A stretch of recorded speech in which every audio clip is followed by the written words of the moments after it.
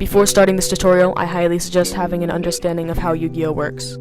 You'll first need to pick a style. Are you a duelist who likes to do things quickly and not really worry about your cards? Or are you a duelist who likes to analyze the field and be very strategic with your plays? Or are you a duelist who prefers to play more defensively, using traps and spells to keep your opponent guessing your next move? Remember these when picking your style. Make sure to stay close within the archetype that you choose. For example, if you decide to make an insect deck, be sure to include lots of insect monsters and keep other archetypes minimal. There are scenarios when you can have multiple archetypes. This is an acceptable choice. However, remember that decks are limited to 40 to 60 cards, and a dragon, cyber, insect, fairy, and arcfiend deck may not play well because they aren't likely to work well together. It is good to have 40 or so cards in your deck. For a number to shoot for, I would highly suggest around 45. Don't clutter your deck.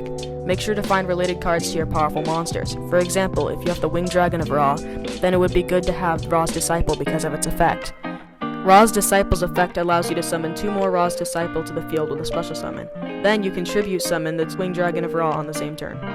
Now you heard me mention tributing a minute ago. That's why you need monsters with high enough attack or defense to survive until you can tribute, special, or ritual summon your monsters. However, they need to be level 4 or under to summon without a tribute, or multiple as you already know. A good deck is about half or 75% monsters in some cases, and your spells and traps should be built around them. You should have a good amount of level 4 or under monsters. About half of your monsters should be level 4 or under. Then have a couple of powerful monsters that you want to drop for tributing or any other type of summon. Maybe if your deck will support it, a monster who is very strong that is a fusion or ritual summon. It's up to you. I highly suggest experimenting. The best decks are built on trial and error. Have your spells be about 1/3 support, whether those are equipped cards or other types of support. Make sure that you have some cards that destroy monsters, spells, and traps. Also have some protection traps to protect your cards or life points. While not required, XYZ, Synchro, and Pendulum monsters are recommended. Also, look out for forbidden cards. People may get angry if you use them. And if you're planning on playing tournaments, you must not have any. There are also limited and semi-limited cards.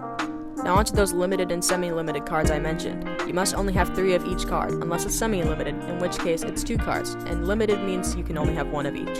And if you buy a new booster pack to add some cards to your deck, always check if it's limited or semi-limited or forbidden. Last but not least, this is certainly the easiest and most intuitive. Make sure you understand your cards, and get good at knowing what they do.